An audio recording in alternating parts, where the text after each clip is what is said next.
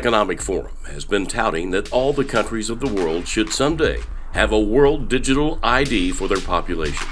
Backed by the world's banking institutions and travel industries, they are spreading the idea that a simple digital ID is innocent enough and extremely convenient. Would have all your government and health documents all maintained in one place. Instead of carrying your physical ID, people will be able to scan their smartphones and produce any needed authentication. This video will look at the much talked about World Digital ID and what it will mean to every person if it happens. The World Economic Forum has outlined their proposal in a report titled Advancing Digital Agency, the Power of Data Intermediaries. It proposes collecting data from many aspects of people's everyday lives through devices, telecommunications networks, and third-party service providers.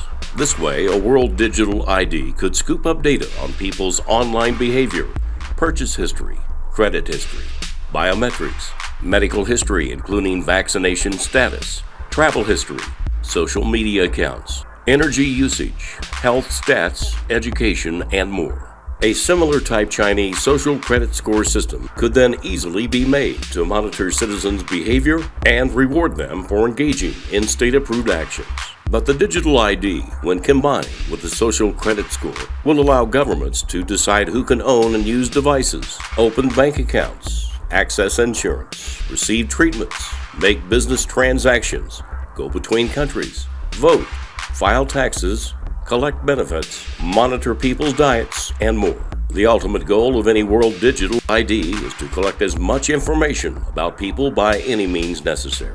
Then they want to obtain your most private data, then to use it to profile you, to control everything you do and track you 24/7. While phone apps will be utilized to store your information at first, many believe that eventually devices could be implanted in our bodies to monitor health data and to alter the body's function as needed. We saw how some governments utilized localized vaccine passports during the COVID pandemic. They were used to coerce many into taking the vaccine by restricting access to society. It's reasonable to think that any World Digital ID will have at one of its core vaccine data, including vaccines taken, when new vaccines should be taken, when and where you can travel, and who you've been around. Tracking could also be used eventually to locate unvaccinated people during future pandemics. The push for a World Digital ID, included in a vaccine passport, took a new step in spring 2022, with many nations accepting the WHO's Global Pandemic Treaty.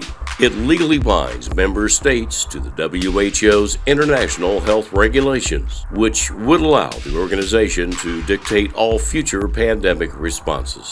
If fully adopted during a pandemic, the WHO could dictate how doctors can respond, which drugs they can and can't use, which vaccines get approved. The Global Pandemic Treaty also allows the WHO to determine what is a pandemic, even over something non-viral like an obesity crisis. The U.S. has voted in principle to accept the Global Pandemic Treaty. If you think this sounds crazy, keep in mind that the WHO has contracted with German-based Deutsche Telekom subsidiary T-Systems to develop a global vaccine passport system with plans to link every person on the planet to a QR code World Digital ID. WHO says it's being developed in the wake of future COVID pandemics, but they'll have the authority to use it for any new global health threat.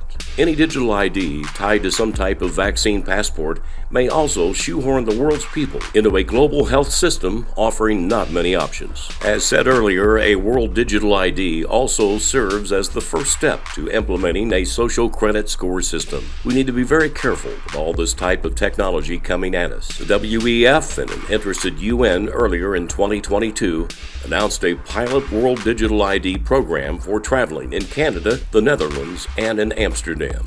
We'll see where it goes from there. This is H.A. Graves.